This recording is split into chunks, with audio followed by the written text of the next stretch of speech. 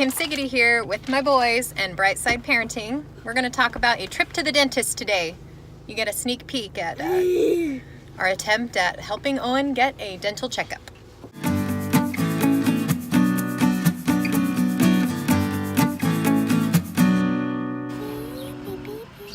Hey Owen, can you look up and tell me where you're going? Where are you going? To dentist. Look, Mommy. I see it, a squirrel.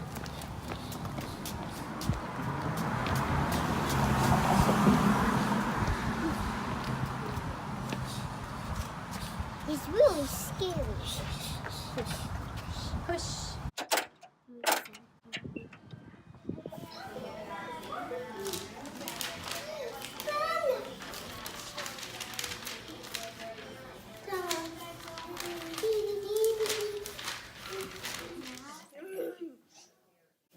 Owen, where are you? Owen, pause.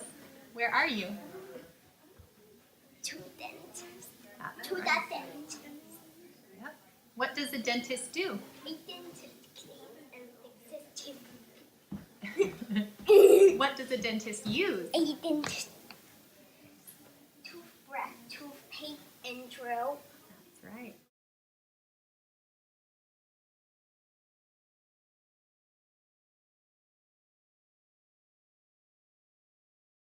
Remember my toothbrush? See my little tickle toothbrush? And it spins and it tickles. Do you want to feel it on your finger? Watch it goes.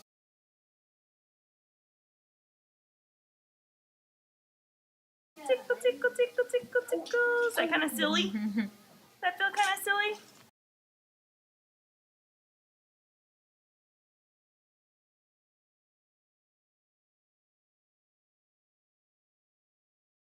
I did it. Okay, so we've just gotten home from the dentist and now I've got my mic on, I'm in my unmade bed and my boys are playing iPad, and I wanted to kind of recap and tell you what I think helped us have a good experience at the dentist today. First thing is sunglasses, okay? Right here, can you see them? Awesome. Kids wear these, and then when they're under the light that the dentist used to shine in their mouth, it's not so bright and it's not going to cause agitation or frustration because they can see. Before taking Owen to the dentist, I gave him a supplement that helps to calm him. I knew this would be a stressful situation, and so I brought that along with us, squeezed 2 pumps of it into some applesauce, and then fed that to him, and then we made our drive to the dentist. Also helpful is that Owen at ABA over the past few months has been learning about community helpers, and that's been one of his lesson plans. And dentist is someone that they've learned about, and so he can tell you what a dentist uses, what a dentist does, where a dentist works, and I think that allowed him some measure of control over the circumstance, and so he knew a little bit more of what to anticipate. I think preparing for a dentist visit has to happen long before you even make the appointment. I think it has to do with how you treat oral hygiene in your family, and if you are not brushing your child's teeth regularly, they're not used to someone in their mouth and touching their teeth and their gums, and so they're going to be defensive because they're not used to it.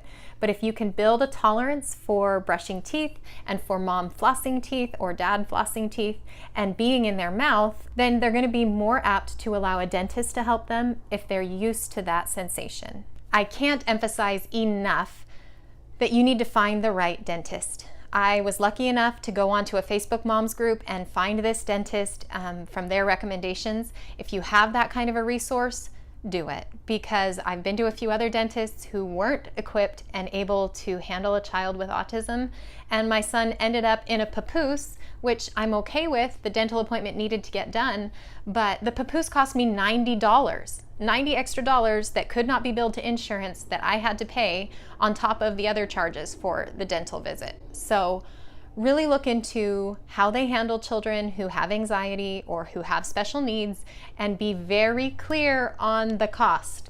Another key point is to ask the office that you're going to if there are off-peak hours, when the office is less crowded, when there's less going on, and when would be a good time to bring in your already sensory sensitive child to an office for an anxiety-ridden situation. And so we scheduled our appointment today for 2 p.m. They told me that's when their office is the least busy. And we went in and we're the only ones in the office. So I couldn't have asked for anything better because no one else was there. I didn't feel social anxiety about, oh no, what's my son doing? Who's he next to? What sounds is he making? I wasn't having anxiety. And then Owen didn't have the anxiety of other children making sounds and noises. So we were able to focus just on Owen, and it was great. Ask if the office has paperwork that you can do prior to going in for your visit, because if you don't have to worry about that in the lobby when your child's already anxious, the better. It's also important when you're making an appointment at the dentist that you discuss with them fully all the procedures and all that they do, because you don't want to have to make a big decision while your child's in the chair freaking out and then you're left trying to handle whatever information they're telling you while you're embarrassed and while you're having all these other emotions. So I know the last time we went to the dentist, Owen was freaking out, and it was in that moment that I had to sign the paperwork for them to use the papoose on Owen to like restrain his arms and his legs. And I didn't realize that it was going to cost me $90. So that was a $90 mistake on my part. But if you can talk to the nurse when you are in a calm space, your children are occupied and you have a moment, then you can ask all your questions, and then you won't be left with big decisions while you are trying to take care of other things at the same time. One of those big decisions that you should talk to the staff about before you go in for your appointment is going to be how they handle if your child does have cavities. And if you know your child won't comply to a drill being in their mouth and you know they're going to need anesthesia, you need to be sure that you know how that's handled. Some dental offices make you do it in their office, and then anesthesia won't be covered by insurance, by medical insurance anyway, and it's not usually a covered benefit with dental insurance. So I found a dentist that if need be, if Owen needed to have cavities filled and needed anesthesia, which he would, then we would be able to go to a hospital setting, and then the anesthesia would be covered by medical insurance. The dental procedure would be covered by our dental insurance, and then the anesthesia through the medical. So I wouldn't have known that if I didn't ask the question going into the appointment. And so be sure that you ask all these kind of questions, or you're going to be hit with a surprise, and then your anxiety is going to go through the roof along with your child's, and that's never a good combination. Never underestimate the power of if-then statements with your child with autism. When they get anxiety, don't throw a lot of words at them. Keep it short, keep it simple, keep it concise. What you're going to want to do is say things like, if you sit in the chair, then you can have a treat. First, brush teeth, then hugs. First, scrape your teeth, then iPad show, or whatever it is. But keep it simple. When anxiety hits, that's when the auditory processing and the ability to understand all that's being told to them really slows down.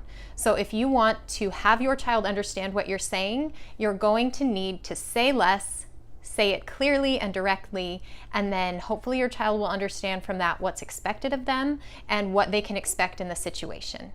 I figure I'll also let you know about a few things that I've heard that have helped other people. I didn't specifically use them, but other people have found success with these tools or methods, and so I figure I'll share them with you.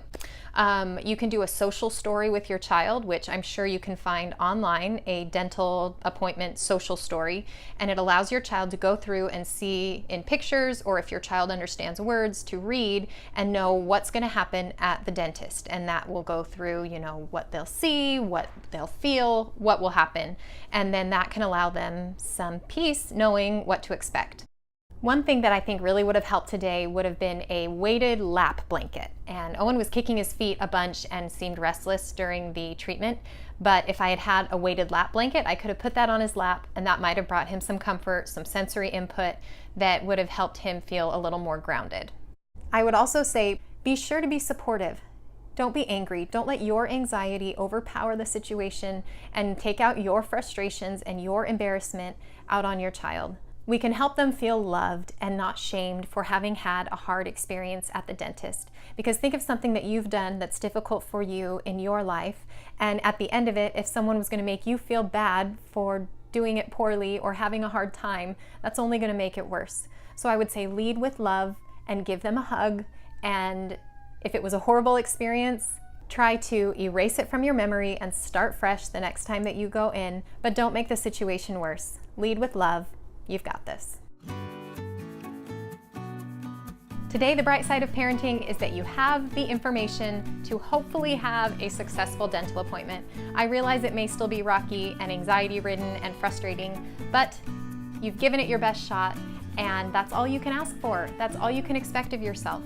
And I hope that things will go well for you, and leave it in the comments if you have great ideas or things that have helped you when you go to the dentist, so that all of our viewers can have the best shot at a peaceful dental experience. Bye.